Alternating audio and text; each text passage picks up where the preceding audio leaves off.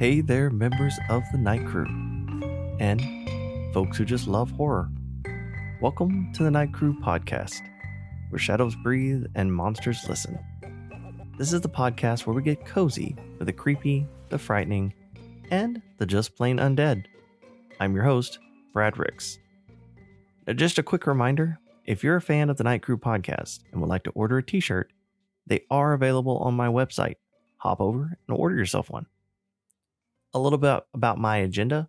Coming up, I have Scares That Care AuthorCon coming up in less than 2 weeks. If you're in Williamsburg, I hope to see you there. Stop by and pick up a few books. The first weekend in March, I'll be at Big Texas Terror in San Antonio. It's going to be a great event that I'm super excited for. Now, with that being said, let's jump into today's episode, shall we?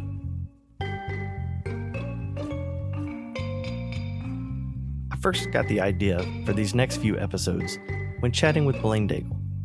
His favorite monster was the Rougarou, which is very werewolf adjacent. So I decided to do a few episodes on creatures that might actually be a werewolf or is at least werewolf adjacent. Tonight, we're going to take our time, stretch this thing out, and walk straight through the tall grass of 18th century France before we cruise down a lonely Wisconsin road where headlights catch something that absolutely should not be standing upright. Because long before Wisconsin drivers hit their brakes on Bray Road, long before royal hunters combed the hills of Gévaudan, France already had a name for something that wore fur and walked like a man. The Loup-Garou, and oddly enough, it connects them in a way that is much deeper than most people realize. And if you've been following along with our werewolf arc, this episode is where the mythology starts stretching across oceans. Because tonight, we're going to trace a line from the documented terror of the Beast of Gévaudan to the modern mystery of the Beast of Bray Road, and straight into next week's descent into the Louisiana swamp with the Rougarou. Let's go back to France, and not the romantic baguette and accordion version. I'm talking about rural, isolated, mid-1700s France, where your nearest neighbor might be a mile away and calling for help mostly meant yelling into a forest and hoping something didn't yell back. Point of little reference here as I'm talking about this. As is our usual case, I'm terrible when it comes to pronunciations, especially French. There are French names and places in what I'm going to be talking about. My apologies to anyone who speaks French for what I'm about to do to some of these words. All right. Now, before the Beast of Gévaudan ever made headlines, or whatever the 18th century equivalent of headlines was, France already had a wolf problem. And I don't mean just actual wolves. I mean men who were accused of turning into them. During the 1500s and 1600s, France saw a wave of werewolf trials that rivaled its witch trials in intensity. People were arrested, interrogated, and executed because authorities believed they could physically transform into wolves. One of the most famous cases was Gilles Gagné, sometimes called the Werewolf of Dole, who confessed, granted under torture, which historically tends to encourage some very creative storytelling, but he confessed to killing and eating children after claiming a spirit granted him the ability to transform. He was found guilty of crimes of lycanthropy and witchcraft and was burned at the stake in 1574. More than 50 witnesses said that he had attacked and killed children in the fields and vineyards, devouring their raw flesh. Now, here's what's really important about that. The courts took it seriously. These weren't fairy tales around campfires. These were legal proceedings. People were sentenced to death because communities believed they had become Loup-Garous. The French werewolf wasn't always triggered by a full moon. Sometimes it evolved a cursed wolfskin belt, or magical salve, or a pact with the devil. Sometimes it was divine punishment for sin. The Loup-Garou was deeply tied to morality, religion, and the fear that beneath the surface of a normal person, there might be something feral waiting to tear loose. So, by the time we get to 1764, when bodies begin appearing in the province of Gévaudan, the cultural groundwork is already laid. France doesn't have to invent the idea of a wolf that isn't quite a wolf. It's already there simmering. So in June of 1764, a teenage girl tending cattle near the town of Lagonay, told you I was going to mess these up, was attacked but survived. Not long after, 14-year-old Jeanne Boulet was killed. Her throat had been torn open. The official records describe her death plainly, really without any drama, which I guess somehow kind of makes it worse. At first, authorities assumed wolves. France had wolves, large ones. Rural attacks happened, but the killings continued, and then they escalated. Over the course of 3 years, somewhere between 80 and 100 people were killed, with dozens more injured. Most victims were women and children tending livestock. The beast often targeted the head and neck. Some victims were partially decapitated. In multiple cases, livestock nearby were actually left untouched. Now, wolves are opportunistic predators. They go for easy meals. If sheep are standing 10 feet away, they generally don't ignore them in favor of chasing a human up a hill. That detail is one of the reasons the panic intensified so quickly. This didn't feel random. It felt almost intentional. Witnesses described the creature as larger than a normal wolf, with reddish or rust-colored fur and a dark stripe along its back. Some accounts mention a long tail ending in a tuft. Others describe an unusually broad chest and a massive head. A few witnesses claimed it reared up or appeared almost upright during an attack. Whether that was exaggeration, panic, or misinterpretation is still debated. But once a creature starts standing upright in witness reports, the human imagination begins doing cardio. By 1765, the fear was so widespread that King Louis XV intervened. And this isn't actually folklore, this is like actual history. Royal hunters were dispatched. Massive organized hunts were conducted. One enormous wolf was killed by Francois Antoinet. I'm sure I butchered his last name. But he declared that the wolf he killed was the beast. It was examined, celebrated, and the region kind of breathed a sigh of relief. But then the attacks resumed. That's the detail that keeps the story like alive for centuries later. Because either they killed the wrong animal, or there were multiple predators, or something far stranger was unfolding. Now, finally, in 1767, a local hunter named John Chastel shot and killed he killed another unusually large wolf-like animal. After that, the attack stopped. Now, later, certain legends added a couple details. For instance, that he shot the beast with a silver bullet. And he also contained some priestly blessings. Because, I mean, if you're going to end a monster story, you might as well go full dramatic, right?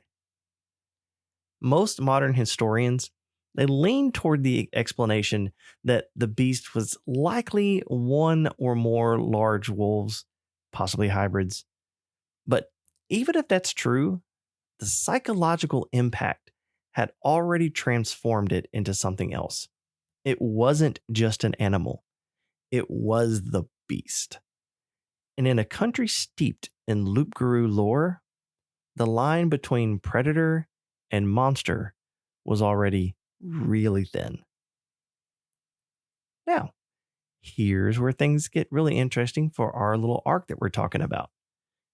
When French settlers migrated to North America, especially Louisiana, they didn't leave their monsters behind. The word Loup-Garou evolved phonetically into Loup-Garou or Rougarou. The creature adapted to its environment. Instead of stalking European forests, it moved into swamps and bayous. Instead of witchcraft alone, it became deeply tied to Catholic morality. Break Lent, skip confession, live in sin. Congratulations!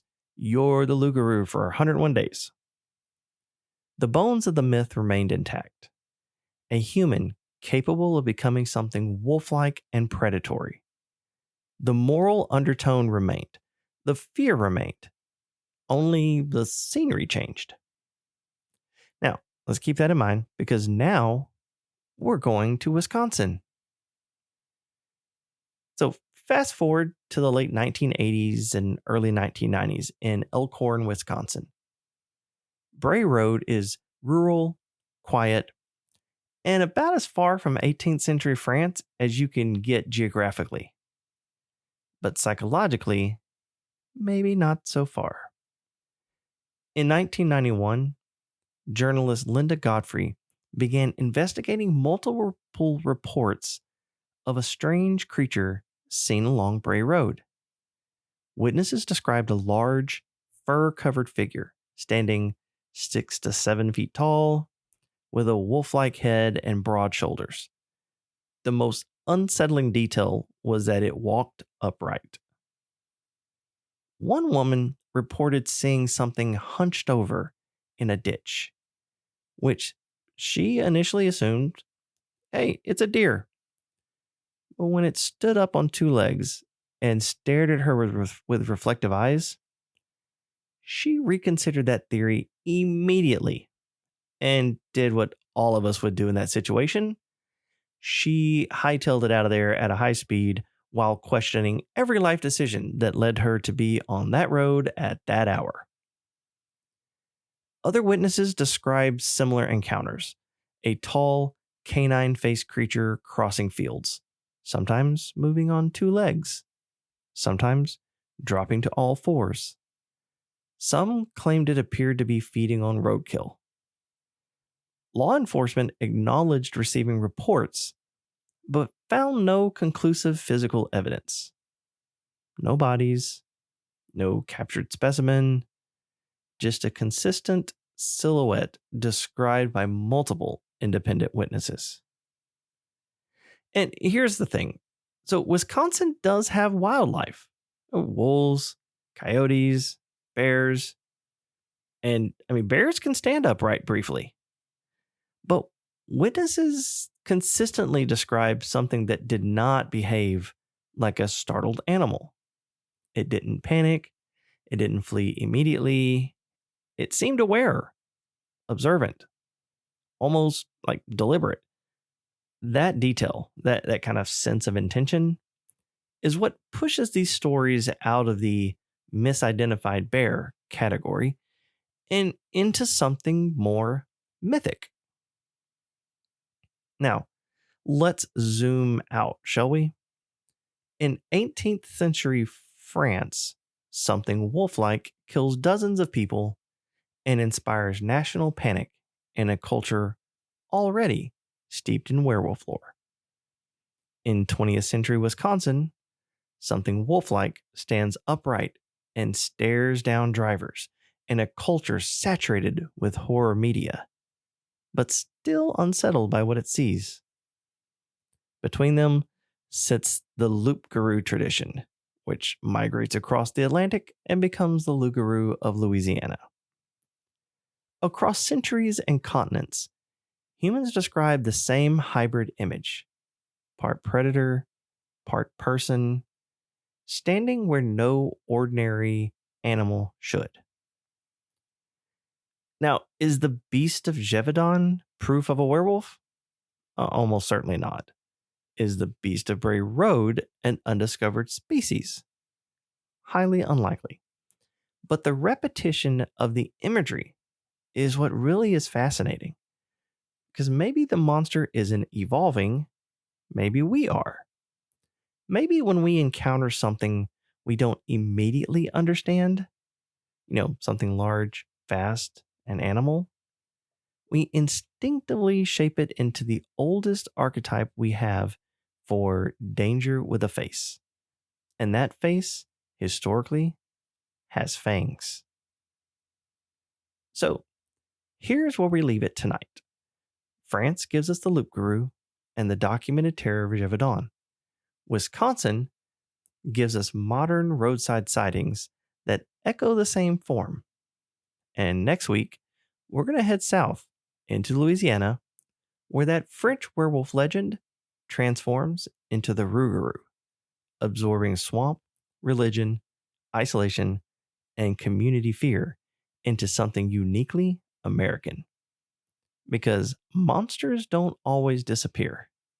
Sometimes they migrate, sometimes they adapt, and sometimes they just wait for the next stretch of dark road.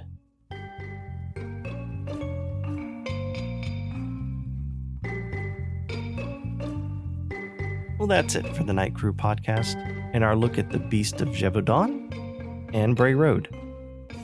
If you had a good time, make sure to follow the show, share it with a friend, and leave a rating. Hopefully, 5 stars. If you want updates on my writing, you can follow me on Facebook or TikTok at BradricksAuthor. You can find copies of my novels wherever you like to buy books. But if you hop over to my website, bradricks.com, you can purchase signed copies of any of my novels and get yourself a Night Crew podcast t-shirt while you're at it. I'm Brad Ricks, reminding you to stay out of graveyards after dark, question people who don't show up in mirrors, and if you find yourself on Bray Road, don't stare at the creature eating roadkill. You might become its next meal. Until next time, keep your curtains drawn, your sense of humor sharp, and your blood inside your body.